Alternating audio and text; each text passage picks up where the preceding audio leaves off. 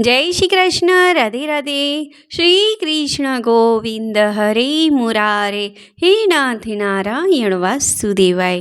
મિત્રો, આજે આપણે દેવપોઢી એકાદશીના દિવસે સાંભળીશું શ્રીમદ ભગવદ્ ગીતાજીનો અધ્યાય 16મો, દેવાસુર સંપત્તિ ભાગ યોગ।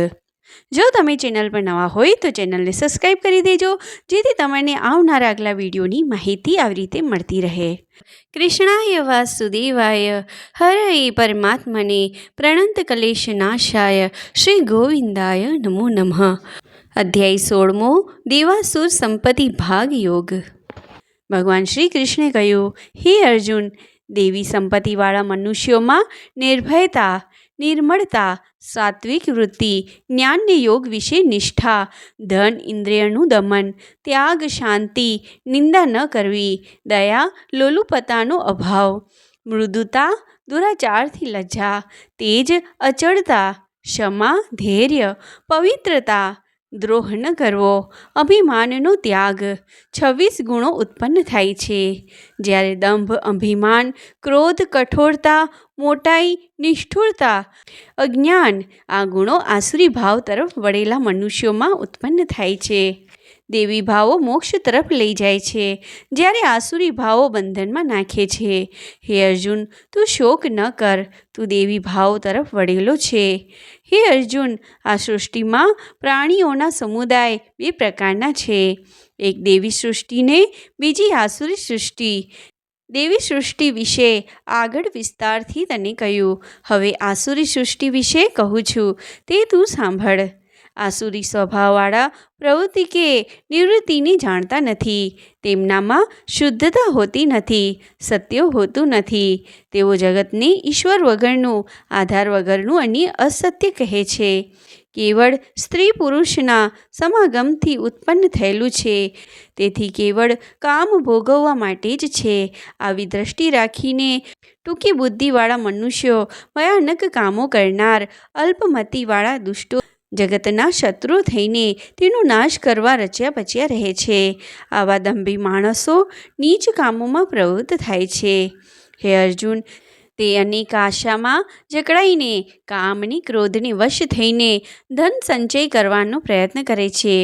તેઓ વિચાર કરે છે કે આ ધન પદાર્થ મેળવ્યા, હવે મારા ઈચ્છેલા ધન પદાર્થ મેળવીશ, આટલું ધન છે ને ફરીથી પણ આટલું ધન થશે, આ શત્રુને મેં હણ્યો ને બીજા શત્રુને પણ હણીશ, હું ઈશ્વર છું, હું સિદ્ધ છું, હું બળવાન છું ને હું સુખી છું। ધનને મનના મદવાળા ઘમંડી ને દંભથી કેવળ નામના યજ્ઞો વડે જ અવિધિપૂર્વક મારું પૂજન કરે, આ સંસારમાં આવા દ્વેષ ભાવનાવાળા ઘાતક અમંગળ અસુરોને કાયમ હું આસુરી યોનિમાં નાખું છું।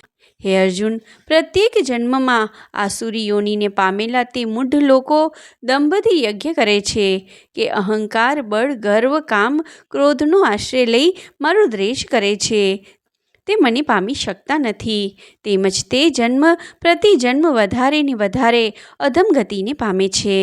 કામ, ક્રોધ ને લોભ એ નરકમાં લઈ જવાના દ્વાર હોવાથી એ ત્રણેયને ત્યજવા જોઈએ।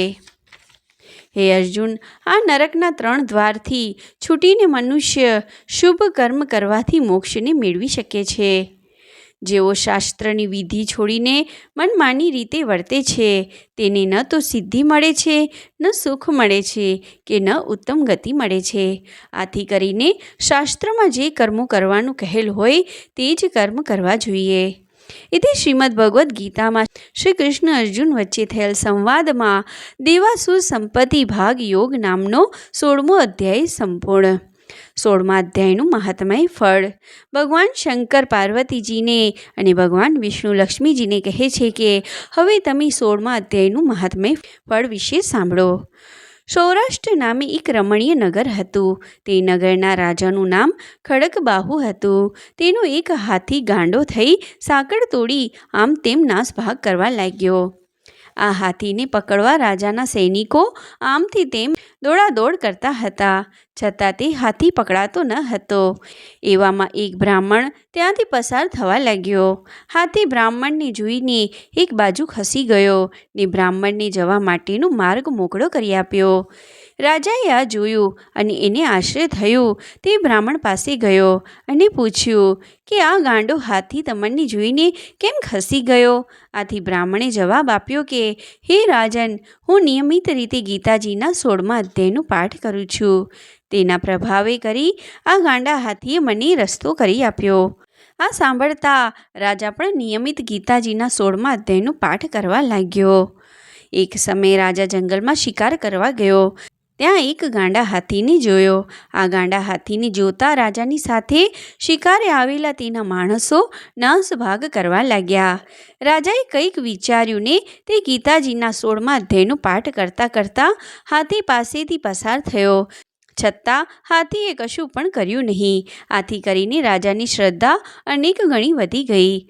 પછીથી રાજાએ શ્રદ્ધાપૂર્વક નિયમિતપણે ખતથી દરરોજ ગીતાજીના 16મા અધ્યાયનો પાઠ કરવાનું ચાલુ રાખ્યું. તે ઘણી સમૃદ્ધિ પામ્યો અને શાંતિથી રાજ્ય કરવા લાગ્યો. વૃદ્ધ ઉંમરે તેનું મૃત્યુ થતાં તે વૈકુંઠ લોક પામ્યો. જય શ્રી કૃષ્ણ. રાધે રાધે. મિત્રો, જો તમે ચેનલ પર નવા હોય તો આ ચેનલને સબસ્ક્રાઈબ કરી દેજો, જેથી તમને આવનારા આગલા વિડીયોની માહિતી આવી રીતે મળતી રહે. જય શ્રી કૃષ્ણ. રાધે રાધે.